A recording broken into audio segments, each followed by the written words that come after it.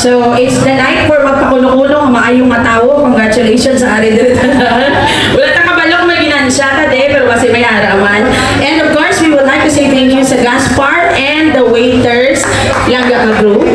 I really like this song. Ako mga genre ko na. Thank you very much. And of course, kinapasalamatan natin na nagtanan ng mga band. Just for an information sa tanan mga palangga, wala bayad ang banda nga naging lintra for tonight. This is actually made for charity program. Yun din, nagpakayo nga tao. Wala'y ginansya, gamay lang. Madamo salamat sa mga nag-share sa ilang talent for us to be able na mag-share. Of course, sa kay Ringel to make the event possible.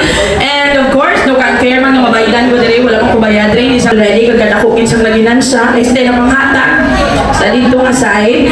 And I guess lang got to share something from the heart is nakudakugin na bagay for us to be able to help ang mga pumuluyo lang yan na sa lantasang bagyo.